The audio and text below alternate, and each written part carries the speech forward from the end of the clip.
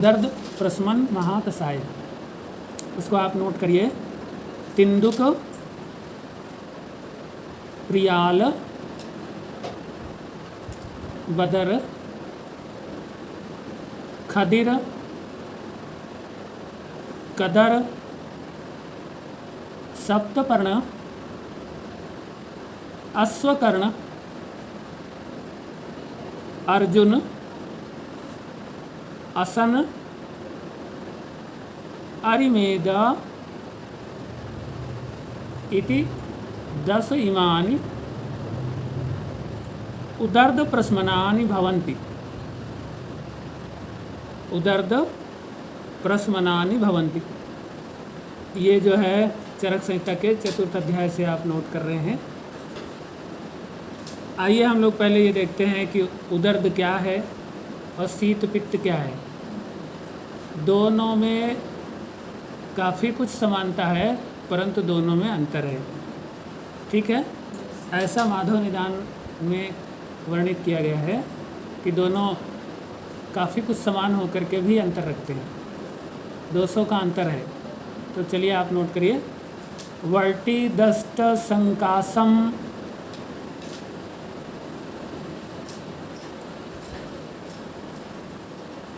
सोथः संजायते बहिः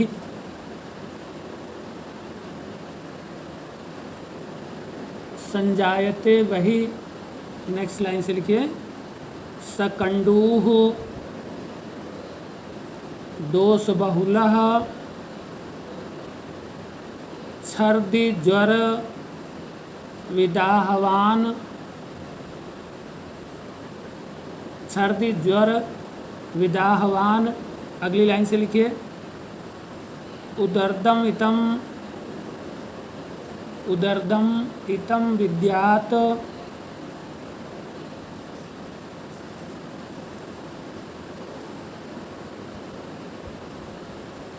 शीत पित्तम अथ अपरे।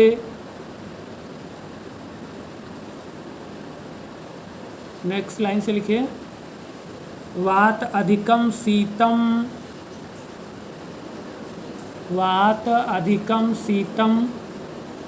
उदर्दस्तु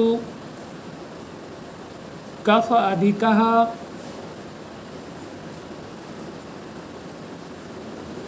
ये माधव निदान से आपने वर्णन नोट किया है। देखिए यहाँ बताया कि उदर्द और शीत पित्त में दोष बाहुल्य का अंतर है और उसी हिसाब से फिर लक्षणों में भी अंतर आएगा, है ना। तो वात अधिकम शीतम यानी शीत पित्त में वायु की अधिकता रहती है शीत पित्त में, और उदर्दस्तु कफ अधिकः और उदर्द में कफ की अधिकता होती है।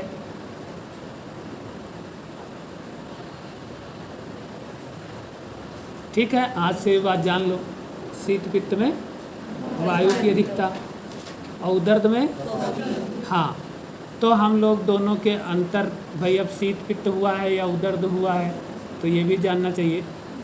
तो देखिए, जहाँ वायु की अधिकता होगी वो शीघ्रता से प्रसरणशील होगा, यानी जहाँ वर्टी दष्ट के संकास, वर्टी दष्ट के जैसे उभार उत्पन्न हो रहे हों। वर्टी तो आप जानते होंगे, है ना। ततैया काट लेती है ना, या कुछ चींटियाँ काट लेती हैं तो आपके त्वचा पे लाल लाल उभार युक्त जो है शोथ उत्पन्न हो जाते हैं, है ना। और उनमें दाह होता है, कंडू होती है, राग होता है कि नहीं। तो ऐसी स्थिति में अगर जैसे क्या है, कुछ जगह पे उत्पन्न हो और वहीं पे कंडू बहुत हो, खुजली बहुत हो, रागवान जरूर हो, थोड़ा बहुत दाहवान भी हो, लेकिन कंडू बहुत हो, तो आप समझ लीजिए ये उदर्द है। यदि कुछ ही स्थानों पे उत्पन्न हो रहा है और वो उभार युक्त है, राग युक्त है, दाह युक्त है और कंडू की बहुलता वाला है, यानी अधिक रूप से क्या है उसमें कंडू है, दाह अपेक्षाकृत कम हो और स्राव हो उसमें, ठीक है, कंडू करने से उसमें स्राव हो रहा हो, तो फिर आप जाने कि ये उदर्द है। और इसके साथ में आपको और लक्षण आने चाहिए, कुछ ज्वर के समान आपको ज्वर प्रतीत हो। ईसत ज्वर होता है, मतलब बहुत अधिक बुखार नहीं आता, बट ये है कि थोड़ा थोड़ा फीवरिश फील होता रहता है, आपको बुखार बुखार सा लगता है। और विदाहवान, दाह रहता है, उस जहाँ जहाँ पे वो सोत है वहाँ वहाँ दाह हो रहा है, और पूरे शरीर में आपको दाह की उत्पत्ति यानी आरती की उत्पत्ति होती है, आपको बेचैनी सी लगा करेगी। ठीक है, और वो तेज़ी से नहीं फैलेगा, धीरे धीरे फैलेगा, एक स्थान से दूसरे स्थान में धीरे धीरे फैलेगा, लेकिन उसमें सोथ ज़्यादा होगा, सोथ थोड़ा ज़्यादा होगा, फैलने की गति थोड़ा कम होगी, उसमें दाह होगा लेकिन मंद होगा, परंतु बेचैनी होगी, और कुछ आपको ज्वर की प्रतीति होगी। ठीक है, साथ में खुजली करने पर थोड़ा सा स्राव होगा, तो आप जानेंगे कि ये क्या है, उदर्द है। ठीक, अब शीत पित्त वाला, शीत पित्त में क्या होगा कि एक जगह खुजली किए नहीं कि दूसरी जगह फैलना शुरू, यानी बहुत तेज़ी से पूरे शरीर में या अधिकतर शरीर में फैल जाएगा। ठीक है, और खुजली तो होगी लेकिन अपेक्षाकृत थोड़ी कम खुजली होगी, कंडू होगी परंतु थोड़ा कम होगी, दाह अपेक्षाकृत थोड़ा ज़्यादा होगा, है ना, ज्वर होगा, और आपके शरीर में थोड़ी पीड़ा होगी, थोड़ा अंगमर्द प्रतीत हो रहा होगा। तो शरीर में अंगमर्द हो, प्रसरणशील हो, बहुत शीघ्रता से पूरे शरीर में जल्दी जल्दी फैले और जल्दी जल्दी समन को प्राप्त हो। अभी यहाँ पे चकत्ते हुए, थोड़ी देर बाद वहाँ शांत हो गए, दूसरी जगह हो गए। ठीक है, आपने देखा होगा कि कभी कभी एक जगह चकत्ते हुए, आपने थोड़ा सा उसको खुजलाया, फिर वो थोड़ी देर में शांत हो गया, दूसरी जगह हो गया। तो ये जो बार बार कहीं पे हो रहा है, कहीं शांत हो रहा है, कहीं फिर अन्य जगह पे हो रहा है, तो ये है शीत पित्त। यहाँ अधिकता किसकी है, वायु की, इसीलिए ये शीघ्रता से उत्थान और शीघ्रता से समन को प्राप्त हो रहा है। ठीक है, इसमें अंगमर्द आपको अलग से समझ आएगा, और सोथ ज़्यादा नहीं रहेगा, थोड़ा थोड़ा उभार होगा, है ना, लालिमा थोड़ी जो है, वो जो राग है वो थोड़ा अरुणाभ होगा। ठीक है, कफ वाले में एकदम पद्माभ होगा, यानी कि वो पिंकिश वर्ण का होगा, पिंक, गुलाबी रंग। ठीक है, और शीत पित्त में थोड़ा अरुणाभ, समझ पा रहे हैं। हाँ, तो इस तरीके से हम दोनों में अंतर पहले तो समझेंगे। अब ये होता क्यों है, तो आम दोष या वृद्ध कफ जब शरीर में आम बनता है, और फिर वो देखिए, आम अलग है, आम दोष अलग है। आप जानते हैं दोषों की उत्पत्ति होती रहती है, अगर दोष ही आम हो गए, जो उत्पन्न हो रहे थे वही प्रॉपरली उत्पन्न नहीं हुए, तो आम दोष होगा। ठीक है, और नहीं तो आम धातु हो सकती है, नहीं तो आम हो सकता है, देखिए 3 है, आम मल भी हो सकते हैं। अब आम क्या है, आम धातु क्या है, आम मल क्या है, आम दोष क्या है, आप अंतर समझिए। जब आपके भोजन का पाक होता है तो सारवान द्रव और सारहीन द्रव बनता है। यदि सारहीन द्रव जो है वो अपक्व रहे तो फिर आम मलों की उत्पत्ति होगी। सारवान द्रव यदि अपक्व रहे तो फिर आम रस की उत्पत्ति होगी, यानी आम की उत्पत्ति होगी। जो आम रस है वही आम है। अभी वो कोई धातु नहीं बना, अभी वो भोजन का रस है। ठीक है कि नहीं, समझ पा रहे हैं? अगर वो अपक्व है तो फिर आम उत्पन्न हुआ। ठीक, अब इसके बाद आम अगर सारवान जो रस बनता है उसी रस से धातु बनती है, उसी रस से दोष बनते हैं। ठीक है, अब वो जो दोष बन रहे हैं अगर वो आम हो गए, आम वायु, आम पित्त, आम कफ, तो फिर हम उसको कहेंगे आम दोष। ठीक है, और जो धातुएं बन रही हैं यदि वो ठीक से पक्व नहीं हुई, धातु अग्नि की क्रिया जो है ना वो अल्प हुई, तो फिर उसको हम क्या कहेंगे, आम धातु। समझ रहे हैं? अब हमको पता कैसे चले, तो हम हर दोष धातु मल की क्रियाओं को देख करके हम आमता का अनुभव करेंगे। अगर मल की क्रिया जो है मल लिप्त हो रहा है स्रोतसों में, ठीक है, अगर मल जो है वो स्रोतसों में चिपक रहा है और गुरु है, कई बार प्रवाहन के द्वारा निकलता है, आसानी से नहीं निकलता, शरीर में भारीपन उत्पन्न करता है, तो हम समझ जाएंगे कि मल जो है वो आम हो गए हैं।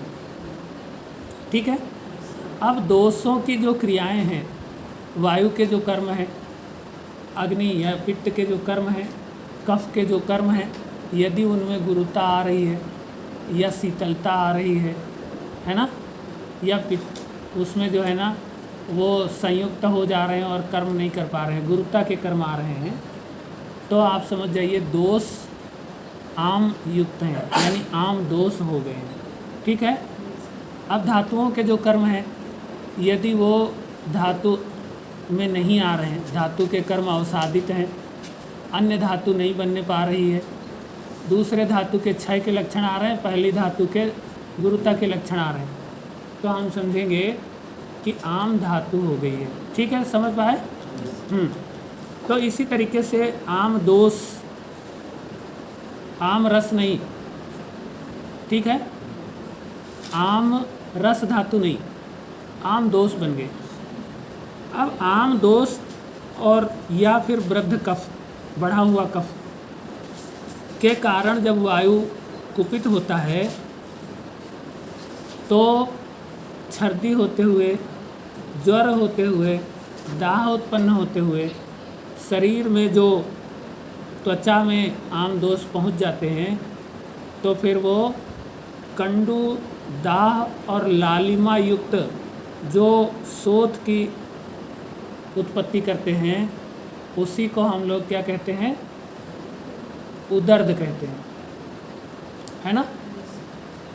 इसमें क्या होगा, छर्दी हो सकती है या छर्दी लग सकती है, ज्वर हो सकता है या ज्वर प्रतीत हो सकता है, दाह तो होगी, और जो है ना इसके अलावा लालिमा युक्त शोथ होगा और कंडू होगी। तो हम जानेंगे कि आम दोष अब जो है कहाँ पहुँच गए हैं, त्वचा में। और देखिए त्वचा ही रस का आश्रय है, जब त्वचा में आम पहुँचे या आम दोष पहुँचे तभी ज्वर होता है। ठीक है, तो आप जानते हैं कि सभी ज्वरों में छर्दी नहीं होती, सभी ज्वरों में छर्दी तो नहीं होती, ना कंडू होती है। तो यही अंतर है उदर्द में आम दोष होने का और ज्वर में आम के रस से संयुक्त होने का अंतर समझ पा रहे हैं। ज्वर में क्या होता है, आम उत्पन्न होता है, आम माने जो सारवान द्रव बनता है वो आम बना, और वो द्रव सीधे सीधे त्वचा में पहुंच गया, रस का अनुगमन करते, रस को जाते देखा कि रस इधर ही जा रहा है, पीछे से वो भी चला गया। तो ऐसी स्थिति में जब आम द्रव जाता है, ठीक है, सारवान द्रव जब आम की स्थिति में ही त्वचा में चला जाता है तब व्यक्ति को उत्पन्न होता है ज्वर। ठीक है, और जब आम दोष जाते हैं तब व्यक्ति को उत्पन्न होता है उदर्द। अंतर समझ रहे हैं ना। जात ज्वर, जात तो दोनों ही त्वचा में रहे, लेकिन एक जगह आम है और एक जगह आम दोष है। अंतर समझ पाए कि नहीं? हाँ, तो आम दोष की स्थिति में उदर्द होता है, ना कि आम की स्थिति में। ये बात आप समझिए। तो इसीलिए इसके लक्षण ज्वर से भिन्न होते हैं। इसीलिए इसमें उत्सेध युक्त, लालिमा से युक्त, रागवान, दाहवान, कंडुवान शोथ की उत्पत्ति होती है, जबकि ज्वर में ऐसा नहीं होता।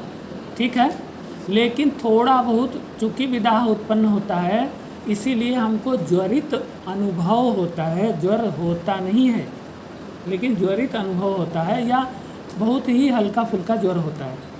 समझ में आ रहा है? हाँ, और साथ साथ में छर्दी होती है। छर्दी होने का मुख्य कारण है कि ये आम दोष जो है, हम देखिए कभी भी वमन में आम को नहीं निकालते, हम आम दोष को निकालते हैं वमन में।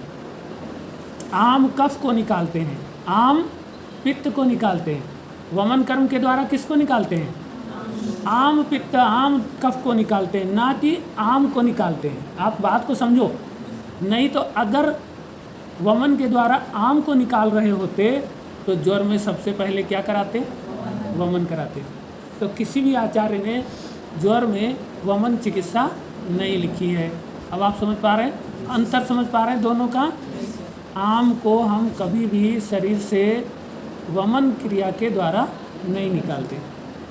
आम पचेगा तो हमारी धातु बनेगी, इसलिए उसे निकालने की हमको आवश्यकता नहीं है।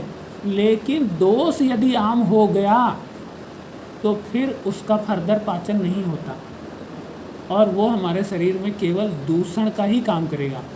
इसलिए हम केवल ऐसी चीज़ को ही निकालते हैं जो शरीर में दूषण पैदा करता है। समझ में आ रहा कि नहीं? जबकि देखिए ज्वर में यदि आप कोई भी चिकित्सा नहीं करेंगे, खाली आप लंघन कर्म कर लेंगे, तो वो जो आम उत्पन्न हुआ था उसका रस धात्वाग्नि के द्वारा धीरे धीरे पाचन कर लिया जाएगा और अपने उपयोग में ले लिया जाएगा। इसलिए हम वो हमारे काम की चीज़ है। समझ पा रहे हो? इसीलिए हम शोधन में आम दोषों को या विकृत दोषों को निकालते हैं। आप अंतर समझ पा रहे हैं? क्लियर है सबको? तो हम लोग जो अभी उदर्द रोग की बात कर रहे हैं, इसमें आम नहीं होता, फिर क्या होता है? आम दोष होते हैं। ठीक है? तो इसीलिए ये उदर्द की पहचान है, इसीलिए उदर्द में वमन कराते हैं। और हमने कई लोगों का आम ये उदर्द में जो है ना, हमने वमन कराया और उनको लाभ हुआ। ठीक है?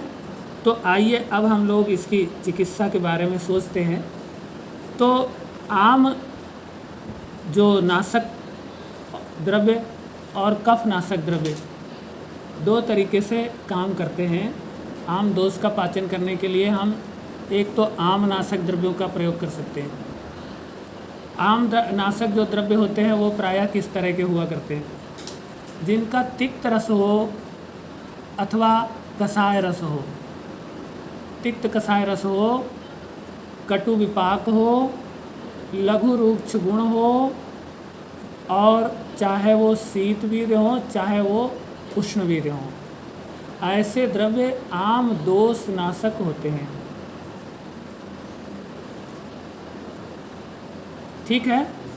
लेकिन कफ नाशक अब तिक्त कषाय हो सकते हैं, परंतु कटु की प्रमुखता होती है। यानी प्रमुख रूप से कटु रस, तिक्त रस, कषाय रस और उष्ण वीर्य, कटु विपाक, और ये रूक्ष एवं तीक्ष्ण गुण वाले होंगे, तो ये कफ नाशक होंगे। ठीक है ना? आम में उष्णता आवश्यक नहीं है, यानी आम पाचन में आपको उष्ण वीर्य होना जरूरी नहीं है। कटु विपाक चाहिए, और तिक्त रस हो या कषाय रस हो, लघु रुक्ष गुण हो, ठीक है ना, तो वो आम पाचन हो जाएगा।